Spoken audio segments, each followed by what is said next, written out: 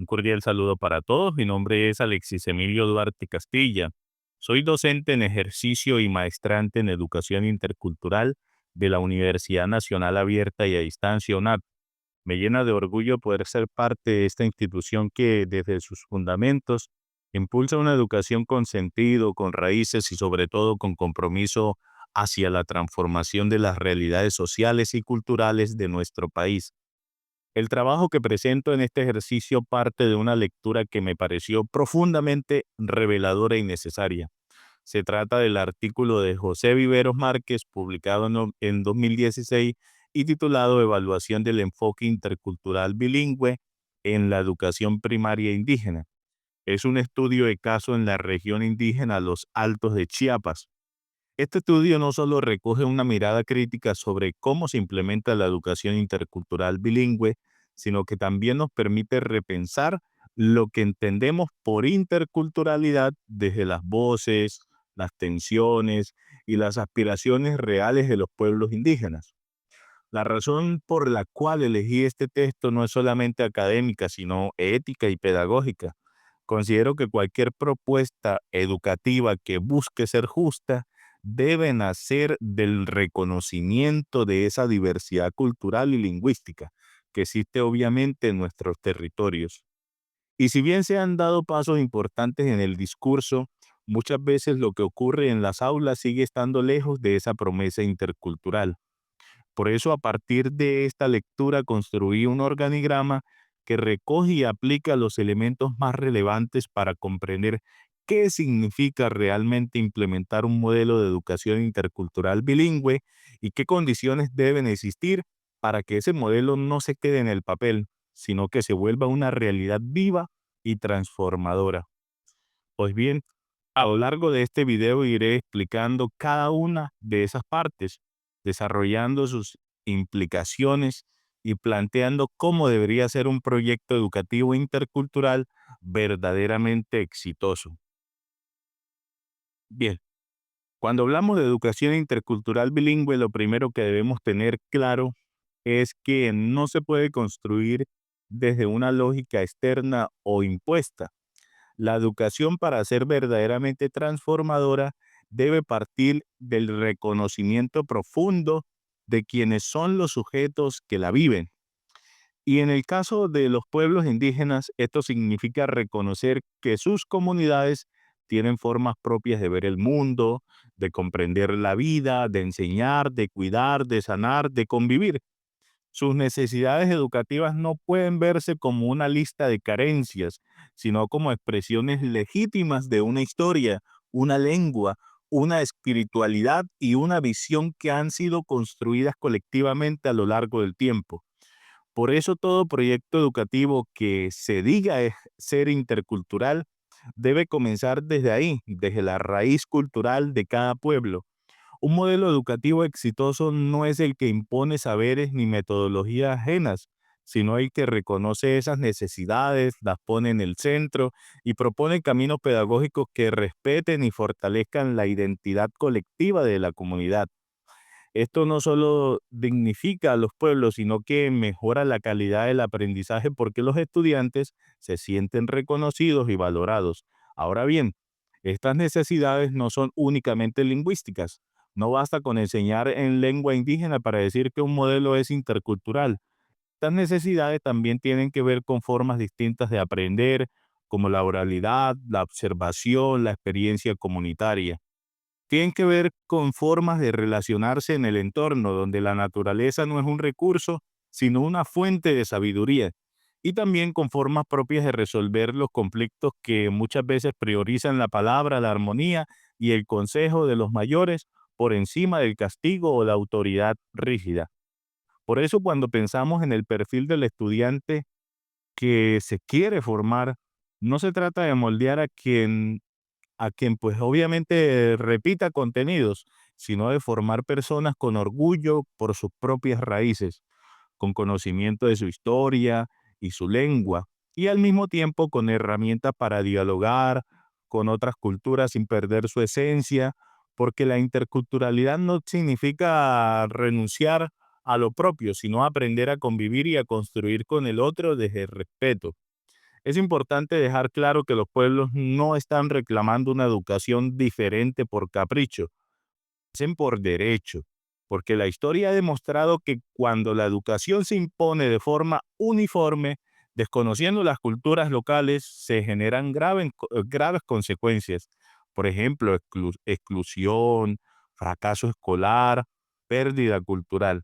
Y es justamente esto lo que queremos transformar, una escuela que no escucha, que no reconoce y que no dialoga, no puede llamarse intercultural. Y esto sí o sí hay que cambiarlo. Pero claro, por más que una comunidad tenga claridad sobre sus necesidades educativas y por más que tenga la voluntad de construir su propio camino pedagógico, todo ese esfuerzo puede verse limitado si no existe un marco institucional que lo respalde y lo respete. Aquí entonces entramos a revisar el segundo gran componente de este análisis, las políticas educativas y las fuerzas de poder que están actuando desde lo institucional. Para que un modelo de educación intercultural bilingüe realmente funcione, no basta con que las políticas estén escritas en leyes, decretos o lineamientos. No, las políticas deben salir del papel y transformarse en acciones reales, concretas y sobre todo coordinadas con las comunidades. No se trata de imponer cambio desde un escritorio en la capital, sino de construir soluciones con quien viven día a día las realidades escolares de sus territorios. Un sistema educativo intercultural verdaderamente exitoso requiere que el currículo no sea impuesto desde el centro, sino que se adapte a cada territorio. Y para que esa adaptación ocurra es clave abrir espacios de participación local, consejos comunitarios, mesas pedagógicas de sabedores y planes de estudio elaborados desde las realidades lingüísticas y culturales de cada pueblo. En este sentido, instituciones como la Secretaría de Educación, las direcciones de educación indígena o gobiernos regionales deben asumir una postura distinta. No pueden seguir funcionando como entes verticales, deben trabajar junto a las autoridades indígenas, no por encima de ellas. De lo contrario, cualquier intento de interculturalidad terminará siendo una simulación. Otro aspecto crucial que debe revisarse son los mecanismos de evaluación, porque muchas veces estas pruebas estandarizadas se diseñan desde una lógica occidental que no tiene en cuenta los aprendizajes culturales más significativos para las comunidades. Un niño que sabe recolectar plantas medicinales, que conoce las historias de su linaje, o que puede comunicarse con fluidez en su lengua materna, no siempre verá esos conocimientos reflejados en los instrumentos de evaluación tradicionales y eso obviamente lo va a excluir. Último, en este apartado, debemos tener cuidado con algo que suele pasar, que el poder institucional silencie las propuestas comunitarias, ignorándolas o reemplazándolas por políticas genéricas que no respetan la diversidad. Para evitar esto es necesario la voluntad política, sí, pero también formación técnica, presupuesto suficiente y sobre todo acompañamiento constante, no solo en los momentos de crisis o cuando hay un proyecto de financiación externa. En resumen, la interculturalidad no puede quedarse en el discurso, debe reflejarse en las políticas, en los presupuestos, en los formatos, ¿sí? En los equipos de formación docente y en la forma en que se toman las decisiones dentro del sistema educativo. Solo así se puede garantizar que los esfuerzos que nacen de las comunidades tengan eco y continuidad en cada una de estas estructuras institucionales. Ahora pasamos con algo importante. Todo lo que hemos dicho hasta ahora no tendría sentido si la comunidad no está realmente involucrada en la construcción del proyecto educativo. Y esto lo digo porque no basta con reconocer las necesidades de los pueblos ni que las políticas hablen de interculturalidad. Sin participación activa de la comunidad, la interculturalidad se queda incompleta. Un proyecto educativo intercultural verdaderamente exitoso no se construye para la comunidad, sino desde la comunidad. Eso quiere decir que los padres, las madres, los abuelos, los sabedores, los líderes locales e incluso los niños y los jóvenes deben ser escuchados y tenidos en cuenta como actores fundamentales en el diseño, la implementación y la evaluación del proceso educativo. Y esa participación no puede ser simbólica o decorativa. No se trata de invitarlos una vez al año a una presentación de danzas o un evento con alimentos típicos. Se trata de abrir espacios reales, ojo, reales, donde las voces comunitarias orienten la enseñanza, compartan sus formas de ver el mundo y ayuden, obviamente, a conectar el aula con la vida cotidiana.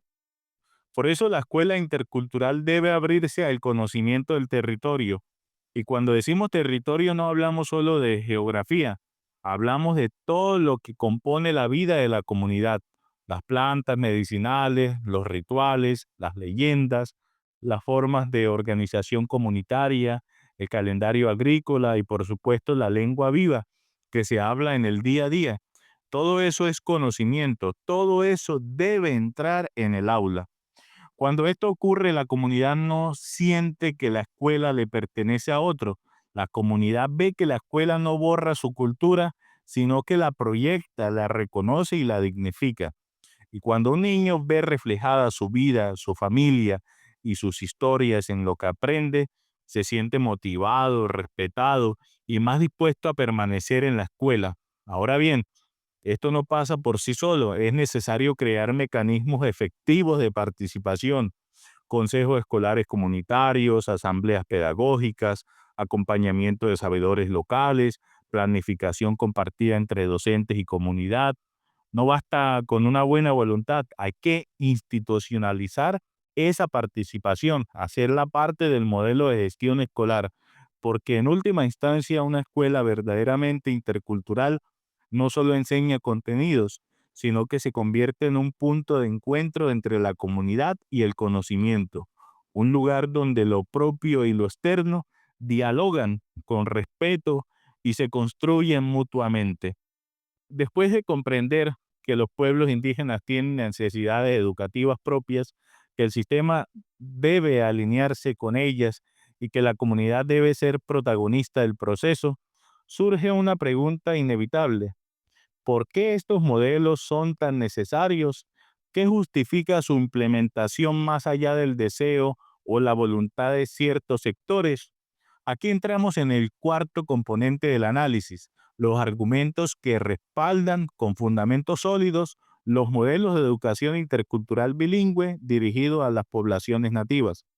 El primer gran argumento es que enseñar en lengua originaria y desde los referentes culturales locales no solo es una forma de respetar derechos fundamentales, sino que también mejora la comprensión, la autoestima y la permanencia escolar. Es decir, cuando los niños y niñas aprenden en su lengua materna, en un contexto que valora su cultura, entienden mejor lo que se les enseña, se sienten incluidos y tienen más posibilidades de continuar y finalizar sus estudios. Este no es un argumento teórico, ya que los estudios en educación intercultural bilingüe han demostrado que con estos datos pues se puede llevar a cabo lo que anteriormente hemos mencionado, es decir, son datos claros. Cuando el contenido escolar se conecta con la realidad del estudiante, con sus vivencias, su territorio, sus símbolos, obviamente el aprendizaje es más significativo. No se trata solo de entender el tema, sino de sentirse parte de lo que se aprende. Además, la revitalización de las lenguas y saberes ancestrales no puede verse como un lujo o como una preferencia cultural secundaria. Es una necesidad urgente. Muchas lenguas indígenas están en riesgo de desaparecer y con ellas se perderían conocimientos únicos sobre la medicina natural, la astronomía tradicional, la forma de justicia comunitaria y tantos otros saberes que pues ahora no podríamos mencionarlos porque se nos alarga el video. Entonces, rescatar, fortalecer y enseñar desde esas lenguas es también una forma de proteger la diversidad cultural y la memoria histórica de los pueblos. Pero estos modelos no se quedan en lo cultural, también forman ciudadanos críticos, personas que pueden participar en distintos espacios, sí, tanto comunitarios como nacionales, incluso internacionales, sin necesidad de renunciar a su identidad. Esa es una de las grandes riquezas de la educación intercultural, que no busca homogeneizar, sino empoderar desde la diferencia. Hay por decir que un modelo válido no puede depender únicamente de los resultados académicos, debe sustentarse en principios éticos y políticos claros, como la equidad, la justicia histórica y la pertinencia pedagógica. Equidad para que todos los pueblos tengan acceso a una educación de calidad sin ser obligados a abandonar su cultura. Justicia histórica porque por mucho tiempo la escuela fue usada como herramienta de dominación, y pertinencia pedagógica porque una educación que no se adapta al contexto no puede ser considerada buena educación. Hasta ahora hemos hablado de por qué es importante una educación intercultural, de quiénes deben construirla y de qué la justifica. Pero aún nos falta responder una pregunta clave. ¿Cómo se enseña? ¿Qué ocurre dentro del aula cuando realmente se aplica un modelo intercultural bilingüe? La respuesta está en las prácticas pedagógicas, es decir, en la manera concreta en que se enseña y se aprende. Y lo primero que hay que decir es que esas prácticas deben ser basadas en el diálogo de saberes. No se trata de enseñar solamente desde el conocimiento indígena, ni tampoco de seguir únicamente los enfoques del mundo occidental. La riqueza está en crear puentes entre ambos mundos, enseñar a partir de lo propio, pero sin cerrarse a lo universal, valorar la tradición, pero también preparar a los estudiantes para actuar en los escenarios diversos. En ese marco, la lengua materna no puede quedarse relegada a una sola área o asignatura. No es solo un idioma más dentro del pensum, es el canal a través del cual el niño o niña entiende el mundo, siente, piensa y se comunica. Por eso debe ser un vínculo y a su vez un vehículo general de aprendizaje presente en todas las actividades escolares, no como una excepción, sino como la regla. Otro elemento clave que, que pues aquí tendríamos que tener presente es los materiales didácticos, ya que estos deben estar contextualizados. No tiene sentido enseñar contextos que describen realidades lejanas si se pueden crear materiales que partan del entorno, de las costumbres, ¿sí? De los paisajes, de sus saberes cotidianos.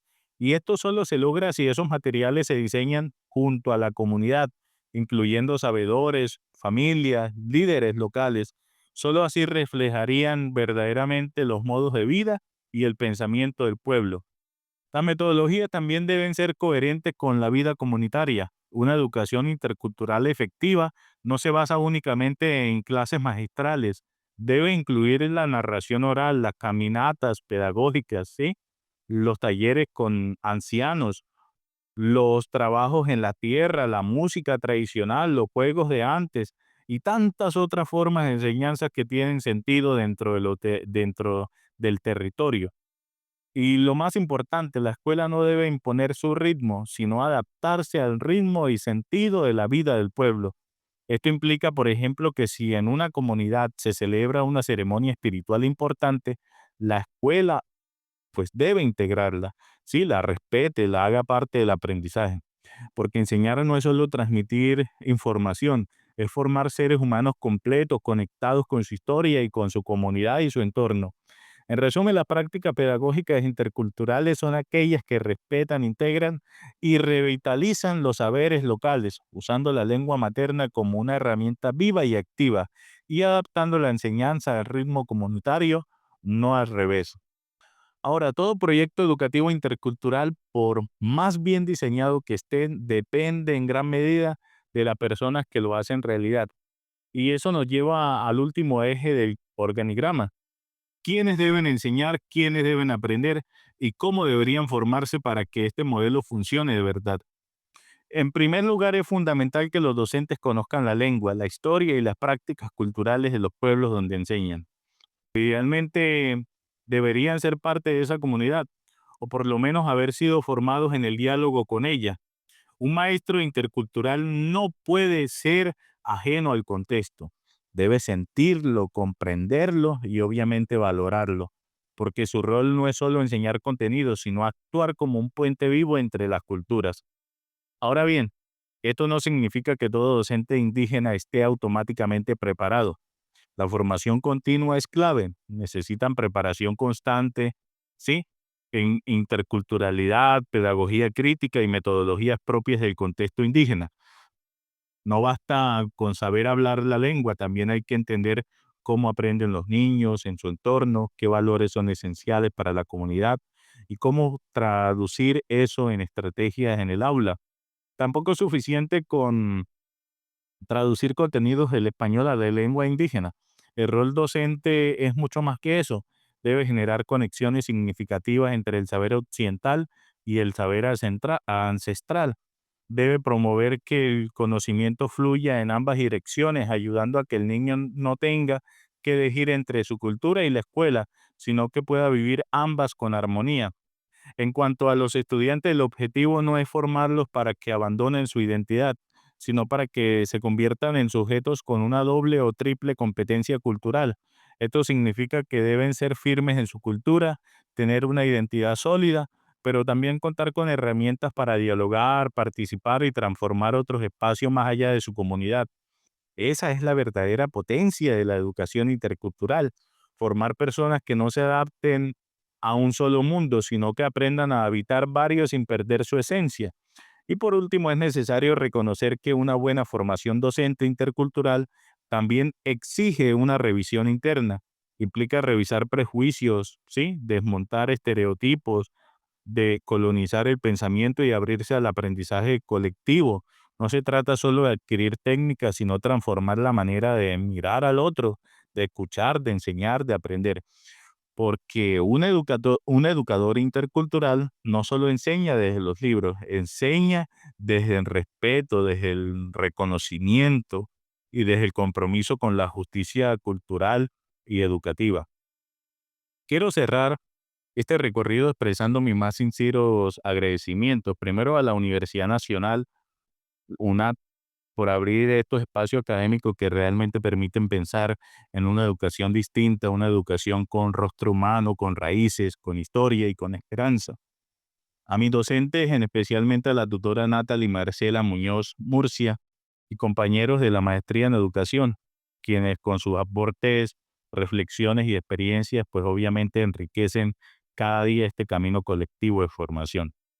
También a las comunidades, sí, mencionar aquí a las comunidades indígenas por su resistencia, por su palabra, por su ejemplo, porque son ellas quienes han mantenido vivas estas lenguas, los saberes, las formas de vida y obviamente los sueños que hoy intentamos traducir en proyectos educativos dignos, ¿sí? Y finalmente agradezco a cada persona que ha escuchado este ejercicio con respeto y apertura. Ojalá que este trabajo no se quede solo en la academia, sino que también inspire a acciones, diálogos y transformaciones reales desde las aulas, ¿sí? Desde esos territorios, desde las instituciones.